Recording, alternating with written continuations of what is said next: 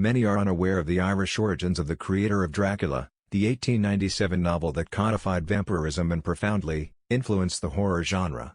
The author Bram Stoker was born in Dublin and attended Trinity College and worked as a civil servant in Dublin Castle. He moved to London in his 30s and never lost his Irish accent. Yet although middle class, he was not shielded from the horrors that people living in 19th-century Ireland often witnessed. Stoker's parents were from the northwest of Ireland and his mother Charlotte lived through the Sligo cholera epidemic of 1832. As Ireland's worst-hit town during the 1832 cholera epidemic, the stories of victims being buried alive haunted Sligo native Bram Stoker's mother, and would later inspire one of literature's most famous creations, Dracula. Gradually the terror grew on us, as time by time we heard of it nearer and nearer. It was in France, it was in Germany, it was in England. And, with wild affright, we heard a whisper pass. It was in Ireland. Then men's senses began failing them for fear, and deeds were done, in selfish dread, enough to call down God's direct vengeance on us. One I vividly remember, a poor traveler was taken ill on the roadside, some miles from the town, and how did those Samaritans tend him? They dug a pit and with long poles pushed him living into it and covered him up alive. But God's hand is not to be thus stayed, and severely like Sodom did our city pay for such crimes. The first official fatality figures for Sligo came on August 18, recording 63 new cases, 22 deaths and no recoveries.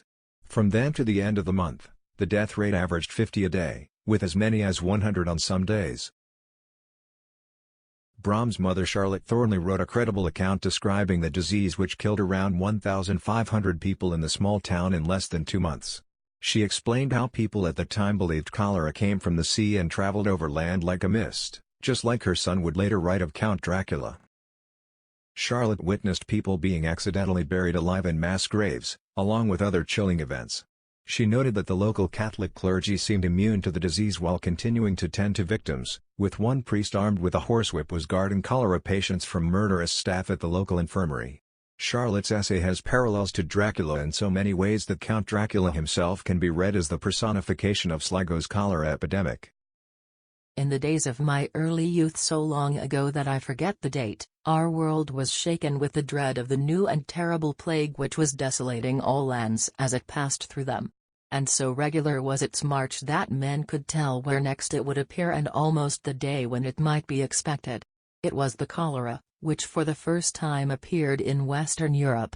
And its utter strangeness and man's want of experience of knowledge of its nature, or how best to resist its attack, added if anything could to its horrors. It was said to have come from the east, and Abby Hutch says in his China that it rose out of the Yellow Sea, going inland like a cloud and dividing into two which spread north and south. In those days I dwelt with my parents and brothers in a provincial town in the west of Ireland, called Sligo. It was long before the time of railroads, and, I think, of steamboats. At least one had never been there at the time, so news travelled slowly. But still the rumour of the Great Plague broke on us from time to time as men talk of far-off things which can never come near themselves. The scenes at night around the town were like something from the worst kind of horror story. Tar barrels were lit in the streets in a misguided effort to purify the air. Farmers refused to come into Sligo town and food became scarce. Townspeople who kept cows in their backyard shared milk with their neighbors. But so great was the fear of physical contact that empty jugs were left outside at night to be filled and were collected in the morning. Plates of salt with vitriolic acid were put outside windows and doors in yet another fruitless attempt at fumigation. The unsung heroes of this tragic episode in Sligo's history were the local doctors who labored mightily to save lives and control the epidemic.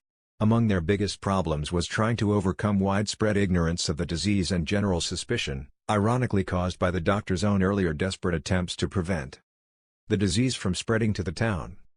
Typical of these efforts was the flying of kites set up high in the sky to try to find out if cholera had an atmospheric origin.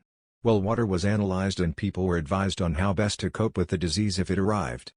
Tragically, when cholera eventually struck in Sligo, many people blamed the doctors, believing the disease had been brought down from the sky by the kites, or caused by poisoned wells and preventive drugs.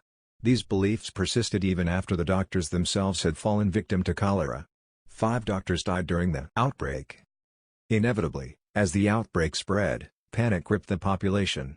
Widows and orphans were soon joined by large numbers of deserted children, and everybody with the means of doing so fled the plague-stricken town.